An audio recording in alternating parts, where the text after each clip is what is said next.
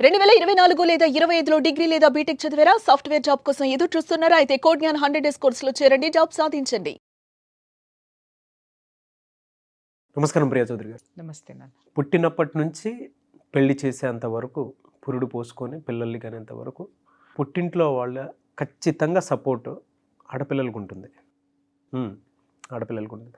అయితే కొంతమంది ఇప్పుడున్న యంగర్ జనరేషన్ ఎలా అనంటే, ఎప్పుడైతే టీనేజ్ దాటి ఎడ్యుకేషన్ అయిపోయిన తర్వాత బయటకు వచ్చేస్తూ ఉన్నారో, ఏది చెప్పినా ఎలా చెప్పినా మాట దాటేస్తూ ముందుకు వెళ్ళిపోతూ ఉన్నారు. అంటే పేరెంట్స్ మాట దాటేస్తూ ఎలా అండి, పెంపకంలో చిన్నప్పటి నుంచి పెద్ద అయ్యేంత వరకు పురుడు పోసుకొని మళ్ళీ అత్తారింటికి వెళ్ళేంత వరకు అంత కేర్ఫుల్గా చూసుకుంటారు కదా. ఇంత ప్రాసెస్ వాళ్ళకి ఎలా అర్థమవుతుందో లేదో తెలియదు, కానీ కొంతమంది పేరెంట్స్ చెప్తూ ఉంటారు, మేము చెప్పుకోలేకపోతున్నాం అండి మా పిల్లలు ఇలా ఉన్నారు అని. ఎందుకంటే పరువు పోతుందేమో అనే ఉద్దేశంతో అడగట్లేదని. నాకు ఇన్స్టాగ్రామ్లో పెట్టినటువంటి మెసేజ్ చాలా ఉన్నాయి ఇట్లాంటి, మాట వినట్లేదు అని. పిల్లలకి పేరెంట్స్ చెప్పాల్సినటువంటి అవసరం ఎటువంటి విషయాలు ఉన్నాయంటారు? అండ్ పిల్లలు కూడా తెలుసుకోవాల్సినటువంటి విషయాలు ఏమున్నాయి? బయటకు వచ్చిన తర్వాత వాతావరణం ఒకలా ఉంటుంది. పల్లెటూరు నుంచి స్టార్ట్ అవుతారు, సిటీకి వచ్చిన తర్వాత సిటీలో ఉన్న వాళ్ళు బాగానే ఉంటారు, కానీ పల్లెటూరు నుంచి వచ్చినటువంటి వాళ్ళే డ్రెస్ సెన్స్ దగ్గర నుంచి హెయిర్ స్టైల్ దగ్గర నుంచి అన్నీ మారిపోతూ ఉంటాయి. మారిపోతుంది. ఎలా? ఏం లేదు నాగరాజ్, పులిని చూసి నక్క వాతలు పెట్టుకుంది అన్నట్టుగా ఇవాళ మనము పాశ్చాత్య పోకడలు అంటే ఫారిన్ కల్చర్ని అడాప్ట్ చేసేసుకుని కల్చర్ని నేను చెప్తున్నాను. అక్కడ నైతిక విలువలు అనేటటువంటివి లేవు, ఎక్కడా కూడా లేవు. అక్కడ లేవు, ఇక్కడ లేవు. ఈరోజు మనం భూతద్దం పెట్టి ఎతకాలి. ఇవాళ ఆడపిల్లల్ని ముఖ్యంగా ఎందుకు తీసుకున్నాము అనంటే, ఇంటికి దీపం ఇల్లాలు అంటే ఇది పాత సామెత, మొతక సామెత. కానీ నేను చెప్తున్నాను, ఆడపిల్ల ఎంత ఒందిగ్గా, ఎంత పొందిగ్గా, ఎంత ధైర్యంగా, ఆత్మవిశ్వాసంతో మన సంస్కృతిని కాపాడితే రేపొద్దున తను కాపాడబడుతుంది. ఇది మెయిన్ ఆడపిల్లలు గుర్తుపెట్టుకోవాల్సినటువంటి అంశము. అలాగే తల్లిదండ్రులు కూడా ఆడపిల్లల విషయంలో ఇది గుర్తించాల్సినటువంటి అవసరం కూడా చాలా ఉంది. ముందు ఇక్కడ ఏమవుతుందంటే నాగరాజు గారు, ఇప్పుడు ఈ జనరేషన్కి గత ఒక 15-20 ఏళ్ళ నుంచి తీసుకుందాం మనం. అక్కడి నుంచి ఉన్న జనరేషన్కి ఈ దరిద్రం పట్టుకుంది. అక్కడి నుంచి ఫ్యామిలీస్ మైగ్రేట్ అవ్వడం మొదలుపెట్టినాయి. ఉద్యోగరీత్యా అనుకోండి, సంపాదన పరంగా అనుకోండి, చదువుల పరంగా అనుకోండి. ఈ ఆడపిల్లలకి విపరీతంగా చదువుకోనేటటువంటి స్వేచ్ఛ, అద్భుతమైనటువంటి స్వేచ్ఛను అందిపుచ్చుకున్న దగ్గర నుంచి అది మిస్యూజ్ అవుతుందనే అంటాను నేను. యూజ్ అయ్యేది చాలా కొద్ది శాతం మాత్రమే ఉంది. మిస్యూజ్ ఎలా అవుతుంది అనంటే, 30 ఏళ్ళు వచ్చినా 40 ఏళ్ళు వచ్చినా పెళ్లి గురించి ఆలోచించకపోవటము, కెరీర్ మీద దృష్టి పెట్టడము, కెరీర్ని సాధించిన తర్వాత అప్పటికి 32 ఏళ్ళు 33 ఏళ్ల తర్వాత పిల్లల్ని కనడానికే వీళ్ళకి నానా ప్రయత్నాలు చేయాల్సి వస్తుంది. ఎందుకంటే ఆ ప్రత్యుత్పత్తికి సంబంధించినటువంటి సిస్టమ్ ఏదైతే ఆడపిల్లల్లో ఉంటుందో 25 ఇయర్స్ లోపే జరగాలి. గుర్తుపెట్టుకోండి, 25 సంవత్సరాల లోపు. 25 దాటింది అనంటే మాత్రం మీరు కావాలంటే గైనకాలజిస్ట్ని కనుక్కోండి, 50-50 నార్మల్ డెలివరీస్. 25 నుంచి 30 దాటింది అనంటే అబ్సల్యూట్గా ఆపరేషన్కి వెళ్ళాల్సిందే. నార్మల్ డెలివరీ అనేది చాలా తక్కువ, 1% ఆర్ 0.5% ఉంటుంది మీకు. అంటే మన శరీరం కూడా నువ్వు ప్రకృతికి విరుద్ధంగా వెళ్తే సహకరించదు. ప్రకృతి నియమం ప్రకారం నువ్వు వెళ్తేనే నీ శరీరం సహకరిస్తుంది. ఇక్కడ ఏమవుతుంది, ఓవర్ మెచ్యూరిటీ ఎక్కడ అంటే, ఇవాళ మీరు స్కూల్స్కి వెళ్ళి చూడండి, 2nd క్లాస్ నుంచే క్రష్ అనేది మొదలవుతుంది.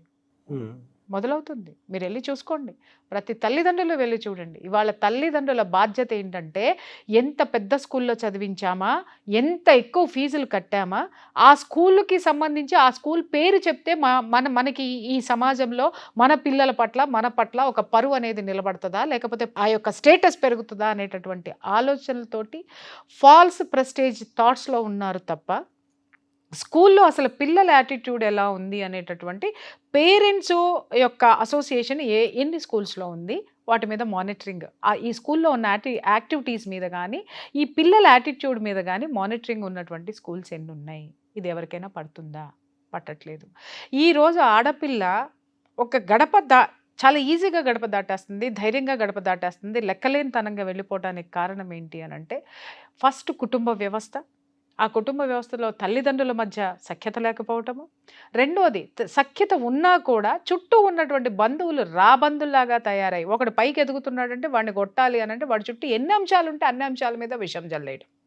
ఏ ఒక్కడు పాజిటివ్ థింకింగ్ తోటి లేకపోవటం. అది దాటి బయటకు వస్తే స్కూల్ అనేటటువంటి ఒక పదార్థం ఉంటుంది. ఆ పదార్థంలో కూడా విషం కలిపే ఉంటుంది. టోటల్గా పొల్యూషన్ అన్నమాట. ఇప్పుడు ఒక టీచర్లని మనం అనడానికి కూడా ఇక్కడ లేదు నాగరాజ్. ఎందుకు అనంటే టీచర్ల మీద కూడా భయంకరమైనటువంటి టార్గెట్స్ రుద్దబడుతున్నాయి. అంటే ఇంత రిజల్ట్ రావాలి, ఇంత రిజల్ట్ మాత్రమే యాజమాన్యానికి కావాలి తప్ప మోరల్స్ ఎవరికి అవసరం లేదు. ఇవాళ రేపట్లో డబ్బు డబ్బు డబ్బు డబ్బుతో దేన్నైనా కొంటా, డబ్బు ఉంటే ఏమైనా చేస్తా, నాకు డబ్బు ఉంటే చాలు, ఏమీ అక్కర్లేదు. తల్లిదండ్రులు అదే ఆలోచిస్తున్నారు, స్కూల్స్లో అదే ఆలోచిస్తున్నారు, సమాజంలో ఎవరిని చూసినా కూడా ఇదే ధోరణి కనిపిస్తూ ఉంది మనకి. అది పక్కన పెట్టిన తర్వాత ఇవాళ ఉన్నటువంటి టెక్నాలజీ కరోనా వచ్చిన దగ్గర నుంచి మరీ భ్రష్టు పట్టిపోయింది. ఎక్కడ భ్రష్టు పట్టిపోయింది? టీనేజ్ అనట్లేదు, భ్రష్టు పట్టిందంతా సెకండ్ క్లాస్ థర్డ్ క్లాస్ నుంచి. అతి అతి నీచమైనటువంటి భ్రష్టత్వం ఏదన్నా ఉందంటే కరోనా దగ్గర నుంచే ఉంది. ఎలా ఉంది? ఈ పిల్లలకి ఆన్లైన్ క్లాసులు మొదలయ్యి వీళ్ళకి ట్యాబులు ఇచ్చిన దగ్గర నుంచి వ్యక్తిగతంగా వాళ్ళు చాట్ చేసుకోవటము, అలాగే ఆ ట్యాబుల చేతిలోకి అప్పటి వరకు పేరెంట్స్ చేతిలోనే ఫోన్స్ ఉండేయమ్మా, పిల్లల చేతిలో చాలా తక్కువ ఉండే. ఈ కరోనా టైం వచ్చేసరికి ట్యాబుల పేరుతోటి ఫోన్లు, స్మార్ట్ ఫోన్ల పేరుతోటి అందరి చేతుల్లోకి ఫోన్స్ వచ్చేసిన తర్వాత వాళ్ళు చూడకూడనివి చూడడము, అక్కర్లేని వాటి మీద జిజ్ఞాస పెంచుకోవటము, రీల్స్ మీద కానివ్వండి, తర్వాత టిక్టాక్లు బ్యాన్ చేశారు ఈ కరోనా పుణ్యం అని, దాని మీద దరిద్రం వచ్చేసరికి తర్వాత రీల్స్ అని మొదలైనవి. ఆ రీల్స్ మీద కానీ తర్వాత వ్యవహారిక విషయాలు ఎలా ఉన్నాయంటే ఒక గ్రూప్ డిస్కషన్స్ తయారైపోయినాయి. ఆ గ్రూప్స్ ఎలా తయారైనాయి అంటే మగపిల్లలందరూ ఒక గ్రూపు, ఆడపిల్లలందరూ ఒక గ్రూప్. ఆ గ్రూప్లో ఏం నడుస్తుంది చర్చ అంటే సెక్స్ మాత్రమే. ఏ ఏజ్ నుంచి నడుస్తుంది? 6 years నుంచి తీసుకోండి. నేను చెప్పేది తప్పైతే చెప్పుతో కొట్టండి. 6 years నుంచే క్రష్ మొదలవుతుంది వాళ్ళకి. అసలు ఈ మెచ్యూరిటీ ఎక్కడి నుంచి వస్తుంది? 6 అంటే 10 years ముందు ఉంటున్నారు వాళ్ళు, టీనేజ్ స్థితికి వచ్చేస్తున్నారు 6 సంవత్సరాలు వచ్చేసరికి. ఈ పోకడ ఎక్కడి నుంచి వచ్చింది? 1 చెప్పాను కదా కుటుంబ వ్యవస్థ, 2 సమాజము, 3 విద్యా వ్యవస్థ, 4 ఆహారపు అలవాట్లు. మనం తినేటటువంటి ఆహారపు అలవాట్లలో ఇవాళ మనం కూరగాయ కొంటున్నాం నాగరాజు, ఆ కూరగాయలో ఏముంటున్నాయి, ఏ పెస్టిసైడ్స్ ఎందుకు వేస్తున్నారు? అవి త్వరగా ఎదగడానికి, బలంగా ఎదగడానికి, వాటి కెపాసిటీకి మించి త్వరితంగా హార్మోన్స్ని ఎక్కువ ప్రొడ్యూస్ చేసేసి ఒక అనపకాయ ఇంత కాసే అనపకాయని ఇంత చేస్తున్నారు. ఏది పెస్టిసైడ్స్ వేసో లేకపోతే ఇంజెక్షన్స్ ఇచ్చో ఏదో చేసి. బీరకాయలు నా చిన్నప్పుడు ఎంత ఉండేయ్యా, మరీ పెద్ద ఇంత బీరకాయ కాస్తే ఎంత ఉండేదే, ఇప్పుడు బీరకాయలు ఎంత ఉంటున్నాయి, ఎందుకుంటున్నాయి? వాటి యొక్క స్థితికి మించి అవి సైజ్ పెరిగి కాస్తున్నాయి, చెట్లకు కాస్తున్నాయి. అలాగే దిగుబడి, ఒకప్పుడు పంట ఒక 10 బస్తాలు ఎకరానికి పండిందంటే జోషు, 15 బస్తాలు పండిందంటే ఇంకా జోషు, 20 బస్తాలు పండితే వాడు తోపు. ఇవాళ అరెకరంలో కూడా 20 బస్తాలను పండించేస్తున్నాం. ఎలా అవుతుంది? సహజ విరుద్ధంగా, ఓకే, ప్రకృతికి విరుద్ధంగా, సహజ సిద్ధంగా పండేటటువంటిది లేదు, కృత్రిమంగా అన్నిటిని ఎక్కిస్తున్నాం. ఓకే, నువ్వు చెట్టుకి ఆ హార్మోన్స్ ఎక్కువ, పంట దిగుబడి ఎక్కువ రావాలని, ప్రొడక్షన్ ఎక్కువ రావాలని హార్మోన్స్ని ఎక్కిస్తున్నాం. ఆ వచ్చినటువంటి దాని ద్వారా వచ్చినటువంటి పంట, అది కూరగాయలు తీసుకో, బియ్యం తీసుకో, పండ్లు తీసుకో, ఏవైనా తీసుకో, ఎక్కడికి వెళ్తున్నాయి? మన కడుపులోకి వెళ్తున్నాయి. మన కడుపులోకి వెళ్ళడం వల్ల ఏమవుతుంది? చిన్న పిల్లల్లో వయసుకు మించినటువంటి మెచ్యూరిటీసు లోపల ఆ యొక్క శరీరంలో హార్మోన్స్ స్టార్ట్ అయిపోతున్నాయి. ఎన్నో సంవత్సరాల నుంచి స్టార్ట్ అవుతున్నాయి? 3 సంవత్సరాల నుంచి, 4 సంవత్సరాల నుంచి, 3 years నుంచే స్టార్ట్ అవుతున్నాయి. ఎన్నో స్టోరీలు నా దగ్గరికి వచ్చినాయి కాబట్టి ఫ్యాక్ట్ మాట్లాడుతున్నానండి నేను. ఎల్కేజీ పిల్లల దగ్గర నుంచే హీ అనేటటువంటి తేడా. నాకు పీజీ కాదు, ఇప్పటికీ నా ఫ్రెండ్స్ని అడిగితే అందరూ మాట్లాడుతూ ఉంటారు కదా, ప్రియా చౌదరి నీకెందుకు చదువుకునేటప్పుడు నీకెందుకు బాయ్ ఫ్రెండ్స్ లేరు అని అడిగితే, నాకు ఎవడు బాయ్ లాగా నాకు ఎవడు కనిపించేవాడు కాదు, జెండర్ అనేది నాకు తోచేది కాదు. ఇప్పుడు వాళ్ళు కూడా నా ఫ్రెండ్స్ ఏం చెప్తారు అని అంటే, ప్రియా చౌదరిని ఎప్పుడు కూడా షీగా కన్సిడర్ మేము చేయలేదు, ఆల్వేస్ షీఈ్ హీ అనే మాట్లాడతారు. ఇదొక్కటే నిజం. అంటే నేను నిజంగా ఇవాళ అది గర్వంగా ఫీల్ అవుతున్నాను. ఒకప్పుడు నాకు అనిపించేది, ఏంటి వీళ్ళు ఇట్ట మాట్లాడతారు, వీళ్ళు నన్ను మనిషిగా ఎందుకు చూడరు అని చెప్పేసాను. ఎందుకంటే ఏ విషయంలో అంటే ఇలాంటి అసహజమైనటువంటి ఆలోచనలు ఉన్న సర్కిల్ నాకు లేదమ్మా. అది మెయిన్ నేను చెప్పదలుచుకున్నది ఏంటంటే ఆడ మగ డ్యూయట్లు పాడుకోవడము లేకపోతే ఇంకోటి ఇది కాదు. నా సర్కిల్ అంతా ఎలా ఉండదు, సమాజంలో మనం ఏదో సాధించేయాలి రోయ్, ఏం సాధించాలి, ఏం చేయాలి, ఏ పుస్తకం చదివో, ఆ పుస్తకంలో సమాజం గురించి ఎంత ఉంది, ఏ గొప్ప వ్యక్తి ఎలా ఎదిగాడు, వాడు ఎందుకు ఎదిగాడు, విశ్లేషణలు, చర్చలు, అబ్బా అద్భుతంగా ఉండేవి ఇవన్నీ కూడా. అరే మనం ఏం చేయాలి, నెక్స్ట్ ఏం చేయాలి, ఇదే ఉండేది తప్ప దానికి మించి మనం పెళ్లి చేసుకోవాలి, ఇద్దరు పిల్లల్ని కనాలి, మొగుడు ఎలా ఉండాలి, మొగుడికి సేవలు చేయాలి, లేకపోతే ఇంకోటి అసలు మన జీన్స్లో లేదు, అది ఆ పాత్రే లేదు. కానీ ఈ విషయం ఏంటో కానీ అబ్బాయి దానికి విరుద్ధంగా జీవితంలో జరిగిపోయింది. నీ జీవితంలో జరిగింది సోషల్ రౌడీకి తక్కువ, సోషల్ కన్సర్న్కి ఎక్కువ. దేవుడా ఏమన్నావు నాకు అర్థం కాల, మీకేమన్నా అర్థమైతే నాకు తెలియదమ్మా. సో ఇక్కడ ఏంటంటే సీరియస్లీ మ్యాటర్ తీసుకుంటే ఏమవుతుందంటే ఇక్కడ ఏమవుతుంది, ఆ ఆహార పదార్థాలు ఎక్కడ పోతున్నాయి, మన శరీరంలోకి, పిల్లల శరీరంలోకి వెళ్ళి ఏదైతే ప్రోడక్ట్, ఆ ఇంజెక్షన్స్, ఆ పెస్టిసైడ్స్ కానీ, ఆ మెడిసిన్ కానీ ఉందో అది మన బాడీలోకి వెళ్ళి మన బాడీలో పనిచేయటం మొదలు పెడుతుంది పిల్లల బాడీలో. రైట్, అదే ఒకటి. తర్వాత సంఘము, మనకు ఒక సంఘం ఉంది.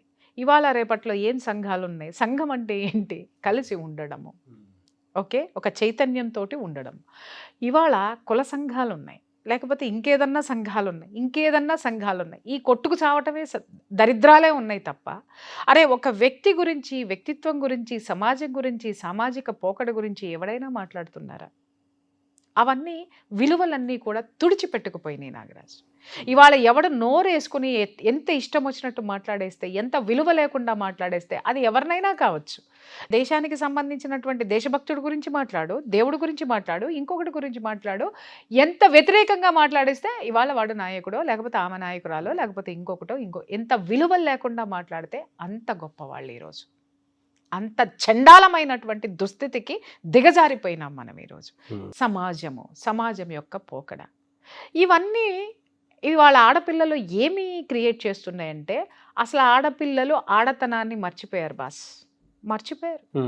లేదు, వాళ్ళు వేసుకున్న బట్టల్లో చూడండి, వాళ్ళల్లో చూడండి, అంటే ఎలా ఉంది అని అంటే మగాడికి మేమేం తక్కువ, మగాడితో మేము సమానము అనేటటువంటి విషయం నాకు ఎక్కువగా ఆడపిల్లల్లో ఎక్కడ కనిపిస్తుందంటే వేసుకునే బట్టల్లో కనిపిస్తుంది, తర్వాత ఎదిరించడంలో, సమాజాన్ని ఎదిరించడంలో కనిపిస్తుంది, అలాగే వాళ్ళని వాళ్ళు మలుచుకునేటటువంటి విషయంలో ఎలా మలుచుకోవాలో అర్థం కాక పక్కవాడిని చూసి కాపీ కొట్టడంలో కనిపిస్తుంది.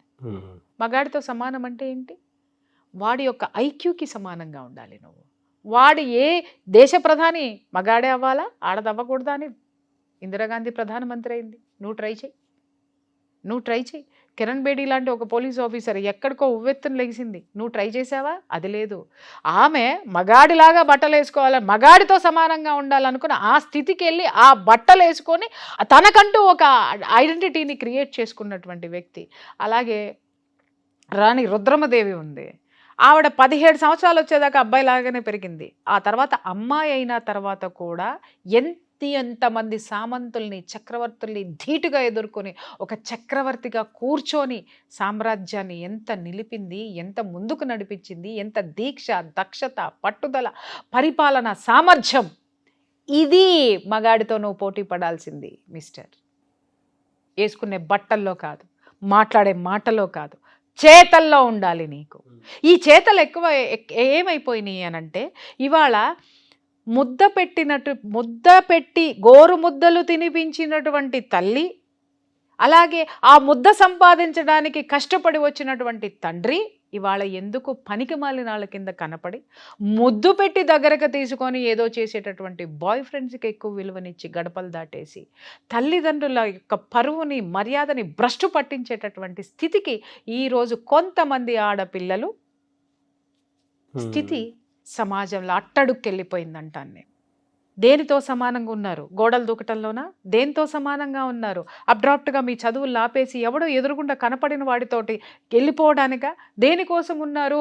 కెరీర్ని పక్కన పెట్టేసి ఈజీ ఎర్న్ మనీ కోసము. ఇవాళ సిటీ, ఇందాక మీరు ఒక మాట మాట్లాడారు, పల్లెటూరు నుంచి వచ్చిన అమ్మాయిల్లో వేషధారణలో మార్పుల్లో ఎలాంటి మార్పులు వచ్చేస్తున్నాయి అని చెప్పేసాను. కొన్ని వాస్తవాలు నేను ఇక్కడ చెప్తే తల్లిదండ్రుల గుండెలు పగిలిపోతాయి, ఇక్కడ ఏం జరుగుతుంది అనేది చెప్తే. అంత భయంకరమైనటువంటి పరిస్థితులు ఇక్కడ ఉన్నాయి. బట్ ఆల్ ఈజ్ వెల్ అనేటటువంటి స్థితిలో మనం ఉన్నాము. ఇవాళ స్త్రీ స్వేచ్ఛ పేరుతోటి స్త్రీ నేను చాలా గొప్పదాన్ని. నా దగ్గరికి వచ్చిన ఆడపిల్లలు మాట్లాడతారు, మీరు అసలు యూత్ గురించి మీకు చాలా తక్కువ అభిప్రాయాలు ఉన్నాయండి అని ఒక అమ్మాయి మాట్లాడితే, అమ్మ నీ వయసు ఎంత అంటే 28 ఏళ్ళు అని చెప్పింది. అమ్మ నువ్వు ఏం చదివావు అంటే డిగ్రీ చదివినా అని చెప్పింది. ఏం చేస్తున్నావు అంటే ఉద్యోగం చేస్తున్నానండి. జీతం ఎంతమ్మా అని అంటే 15,000 అండి. అమ్మ నీ వయసుకి ఇదిగో నేను ఇన్ని సాధించాను, స్కూల్లో కానీ కాలేజ్లో కానీ నేను ఉన్నప్పుడు కానీ నా జీవితంలో కానీ నువ్వు వచ్చేటప్పటికి నీ స్థితికి వచ్చేటప్పటికి సమాజంలో ఒక బాధ్యతను మోసాను నేను. అది నా జనరేషన్, అది నా యూత్లో నేను చేసింది. మా యూత్ అలా ఆలోచించింది. ఇప్పుడు చెప్పమ్మా మీ యూత్ గురించి. ఏ ఉద్యమాల్లో పాల్గొన్నారు, దేనికి మీరు లీడర్షిప్ వహించారు, లేకపోతే ఎన్నిటి సంస్కరణల కోసం మీరు పాటుపడ్డారు, లేదా సమాజంలో నువ్వు ఎక్కడో ఒక చోట ఉద్యోగం చేసుకుంటూ యూత్ గురించి మాట్లాడేసావు. నువ్వు మాట్లాడాలి. కానీ నువ్వు చేసే ఉద్యోగంలో కానీ నీ చదువులో కానీ నువ్వు ఇన్ని సంవత్సరాలు నువ్వు ఉన్నటువంటి ఈ స్థితిలో కానీ సమాజంతో అనుసంధానమైనటువంటి సందర్భాలు, సమాజం కోసం పాటుపడినవి కానీ నువ్వు సమాజంలో నీ గుర్తింపు ఎక్కడమ్మా అని చెప్పాడు. సమాధానం లేదు. ఇంకొక పాప నన్ను అడిగింది, అసలు జనరేషన్ మీద మీకు అసలు ఈ జనరేషన్ మీద మీకు సదభిప్రాయమే లేదండి అని చెప్పేసాను. మీరు పొరపాటుగా అర్థం చేసుకుంటున్నారండి. What you mean? నాకు అర్థం కాలేదమ్మా నిజంగానే, నీకేంటి చెప్పు. ఈ జనరేషను స్వతంత్ర విలువలతోటి కూడుకున్న చాలా గొప్పగా ఇండివిజువల్గా ఉన్నారండి అని. నీ వయసు ఎంతమ్మా? 20 ఏళ్ళు. నువ్వు ప్రేమించింది ఎవరినమ్మా? పలానా వాడిని. వాడి వయసు ఎంతమ్మా? 32 ఏళ్ళు. ఎప్పటి నుంచి ప్రేమించావమ్మా? 3 సంవత్సరాల నుంచి.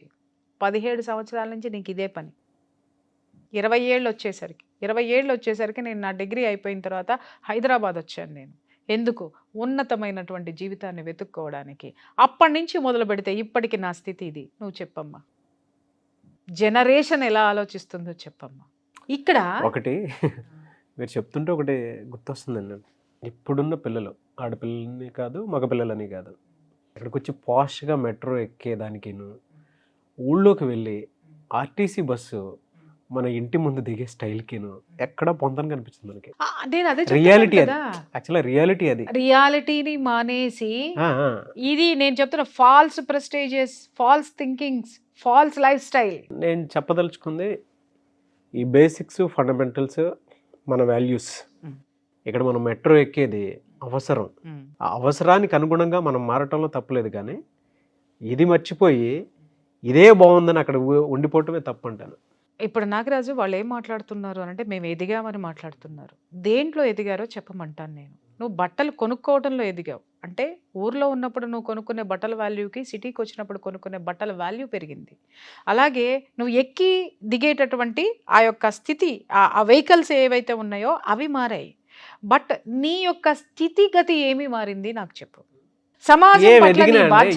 ఏజ్ ఒకటి పెరుగుతుందేమో కానీ అమ్మే నాన్న నాన్నే, ఇదైతే మారదు కదా. ఒక్క మాట దానికే వస్తున్నా, ఇప్పుడు దానికే వస్తున్నా. ఇక్కడ ఇన్ని చర్చించుకున్నాం కదా మనం, కుటుంబం అన్నాం, సమాజం అన్నాం, వీళ్ళ యొక్క లైఫ్ స్టైల్స్ అన్నాం, వీళ్ళ యొక్క ఆలోచనలు అని అన్నాం కదా. వీళ్ళందరూ కలిసి ఎక్కడ తేలుతున్నారు అని అంటే, ఇందాక నేను అన్నాను, ముద్ద సంపాదించి పెట్టే తండ్రి కంటే, గోరుముద్దలు తినిపించి పెంచిన తల్లి కంటే కూడా ముద్దులు పెట్టి లేపుకొని పోయేటటువంటి వాడు ఎంత తీయగా కనపడతాడంటే, తల్లిదండ్రుల్ని ఎంత నీచంగా బ్లేమ్ చేసి అవతల పారేసి, అరే వాళ్ళు పెట్టిన తిండితోటే నువ్వు బ్రతుకుతున్నావు, వాళ్ళు ఇచ్చిన గుడ్డ కట్టుకుంటేనే వాడు నిన్ను చూశాడు, వాళ్ళు ఇచ్చే ఆస్తుల వెనక పడి, ఆస్తులు ఉంటేనే రేపొద్దున నువ్వు బ్రతకగలిగే స్థితి వచ్చింది. ఇక్కడ వీళ్ళు తండ్రి కొనిచ్చినటువంటి తండ్రి 15,000 రూపాయల జీతంతో ఉన్న తండ్రి 3,000 రూపాయలు పెట్టి బట్టలు కొనిస్తే అది వాళ్ళ స్థితికి, స్టేటస్కి తక్కువ, వాళ్ళకి నచ్చదు. అదే ఆడు పోతా ఒక పీస్ మిఠాయి కొనిచ్చిన దాన్ని చీక్కుంటూ పుల్లను కూడా తీసి తినేసేసి దాన్ని చాలా వాల్యూబుల్గా చూస్తారు. ఎవడో బాయ్ ఫ్రెండ్ కొనిచ్చినటువంటి ఆ కరిగిపోయే పీస్ మిఠాయికి చాలా వాల్యూ ఇస్తారు. కానీ కని పెంచిన తల్లిదండ్రులకి ఆ పుల్లకిచ్చిన వాల్యూ కూడా ఇవ్వరు. నాకు రాదు, తీసి పడేసే పుల్లకిచ్చిన వాల్యూ కూడా ఇవ్వరు. వీళ్ళు ఏమనాలి వీళ్ళని? ఏ కంచీలతోటి కొట్టాలి వీళ్ళని? నిజంగా చెప్తున్నా, ఒక స్కూల్ ఒకటి పెట్టి ఈయన ఆడపిల్లలందరినీ ఇక్కడ తీసుకురండరా అని చెప్పేసి అని గవర్నమెంట్ నుంచి లైసెన్స్ తీసుకుని పట్ట కొట్టాలని కోపం వస్తుంది నాకు. ఎందుకంటే వీళ్ళు నాశనమైంది కాక ఇంకా సమాజాన్ని కూడా భ్రష్టు పట్టించి అవతల ఎక్స్‌ప్లాయిటేషన్ టూ మచ్ ఉంటుంది, విపరీతమైనటువంటి ఎక్స్‌ప్లాయిటేషన్ జీవన విధానము. అంటే ఒక విషయం చెప్తాను, మంచి పెంచడానికి 6 months టైం పెడితే కలుపు మొక్క పెరగడానికి టైంతో సంబంధం లేదు, ఎక్కడి నుంచో పుట్టుకొచ్చేస్తూ ఉంటుంది అదే ఈజీగా. అదే కదా. నిజంగా ఒక పంటని, వరి పంటని పెంచాలంటే మనం 6 months టైం తీసుకుంటాము. దాని మెచ్యూరిటీ వచ్చేంత వరకు ఆగుతాము, దాన్ని నీళ్లు పెడతాము, చేస్తున్నాము, కాపు కాస్తాము, అన్నీ చేస్తాము. మధ్యలో వచ్చే కలుపు మొక్కలు ఉంటాయి చూసారా, వాటికి దేంతోనూ సంబంధం మొత్తం లేదు. చైన్ నాశనం చేసేస్తారు.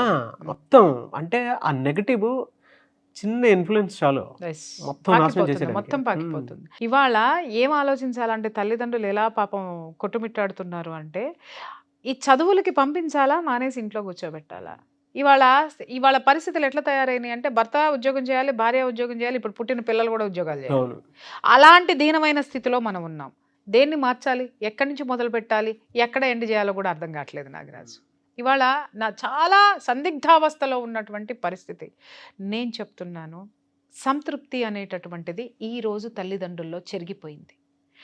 ఎప్పుడైతే తల్లిదండ్రుల్లో సంతృప్తి అనేటటువంటి పదం వస్తుందో, అప్పుడు భర్త సంపాదించే సంపాదన ఎంతైనా సరిపోతుంది. అప్పుడు భార్యని సంపాదనకు పంపించేటటువంటి భర్త 1-2 సార్లు ఆలోచిస్తాడు. ఇది కూడా గడప దాటేసి వెళ్ళిపోతే రేపొద్దున కుటుంబాన్ని ఎవరు ఆదుకుంటారు, నా బిడ్డల్ని ఎవరు చూస్తారు అనేటటువంటి ఆలోచనకు వచ్చి ఉన్న దాంట్లోనే సంతృప్తిగా బ్రతుకుదాం, మనం బిడ్డల్ని తయారు చేసుకుందాం అనేటటువంటి ఆలోచనలోకి భర్త వస్తాడు. ఇక్కడ ఏమవుతుందంటే, పులిని చూసి నక్కవాతలు పెట్టుకున్నట్టని మొదట్లోనే మాట్లాడాను నేను. వాళ్ళు ఫ్రిడ్జ్ కొన్నారు, మనం కొన్నాం. వాళ్ళకి ఏసీ ఉంది, మనకుంది. వాడికి కారు ఉంది, మనకుంది. ఇది వద్దులే, నాకు నోటికి ఎక్కువ మాటలు వస్తాయి. ఏది చూసినా ఈఎంఐల బతుకైపోయింది మంది. అర్థమైందా? ఎవరికి ఆస్తులు లేవు, అందరు ఈఎంఐల్లోనే ఉన్నారు. అందరు గొప్ప వాళ్ళే, అందరికీ కార్లు ఉన్నాయి, అందరూ గ్రాండ్గా బట్టలు వేసుకున్నారు, అన్నీ ఉన్నాయి. ₹1,00,00,000 బ్యాంక్ బ్యాలెన్స్. ఎంతమందికి చూపిస్తావు చూపించు. అలాగే సలక్షణంగా పెళ్లి చేసుకొని కాపురం చేసే పిల్లలు ఎంతమంది, ఎన్ని కుటుంబాల్లో ఉన్నారో చూపించు. అసంతృప్తి ఎందుకు లేదు అంటే, మనలో సంతృప్తి లేదు కాబట్టే ప్రతి ఒక్క విషయంలోనూ నీకు అసంతృప్తి ఎదురుగుండా కనిపిస్తుంది. ఇంకొక విషయం ఏంటంటే, మన పిల్లలకి మనం శక్తికి మించి, అవసరానికి మించి మాట్లాడే స్వేచ్ఛనిచ్చేసాం మనం. కాబట్టి ఇవాళ వాళ్ళు ఏదైనా మాట్లాడేస్తున్నారు, ఎంతైనా మాట్లాడేస్తున్నారు. అప్పుడు మనం కంట్రోల్ చేయలేదనేటటువంటి బాధ కంటే ఇప్పుడు మనల్ని ఎక్కువ మాట్లాడుతున్నారు అనేటటువంటి బాధలో మనం ఉన్నాము. కాబట్టి ఇక్కడ తల్లిదండ్రులు నేర్చుకోవాల్సింది ఏంటి, గమనించాల్సింది ఏంటి అంటే, పిల్లల మీద దిక్కుమాలిన ప్రేమలు పెంచుకోకండి. అర్థమైందా? దిక్కుమాలిన కేవలం ఈరోజు తల్లిదండ్రులు పిల్లలకి సంరక్షకులు మాత్రమే, ప్రేమమూర్తులు కాదు. అనుబంధాలు అనేవి లేవు. కాబట్టి ముందు మీ జాగ్రత్తలు మీరు తీసుకోండి, మీ ఆరోగ్యం చూసుకోండి, మీకు కూడా ఒక 4 డబ్బులు మీకోసం వెనకేసుకోండి. మీ పిల్లల చదువులకి, బట్టలకి ఏం కావాలో చూడండి. మిగిలితే వాళ్ళకి ఏదన్నా అవసరమైతే ఇవ్వండి తప్ప, వాళ్ళ మీద ప్రేమలు ప్రాణాలు పెంచినటువంటి తల్లిదండ్రులు, పెరిగినటువంటి పిల్లలు చేసినటువంటి ఆ యొక్క పనులు జీర్ణించుకోలేక, సమాజంలో తలెత్తుకోలేక, వాళ్ళని ఎలా దారిలో తెచ్చుకోవాలో తెలియక ఈరోజు ఖాళీ చేతులు ఎత్తేసి నిలబడ్డారు నాగరాజు. కాబట్టి నేను ఆడపిల్లలకి చెప్తున్నా, ముద్ద పెట్టే తల్లిదండ్రుల యొక్క కష్టాన్ని, వాళ్ళ ప్రేమని గుర్తించకపోతే రేపొద్దున అదే ముద్ద నీకు ఉండదు. ముద్దు పెట్టేవాడి కోసం వాడు ఎట్టాంటాడో తెలియకుండా దానికోసం కక్కుర్తి పడిపోతే రేపొద్దున తిరిగి నువ్వు ముద్ద ఇక్కడ ఇదే ఇంట్లో తినాల్సి వస్తుంది. అది తల్లిదండ్రుల యొక్క స్థితి, గుర్తుపెట్టుకోండి. థ్యాంక్ యూ అండి. Thank you so much Priya Chaudhary గారు. Thank you.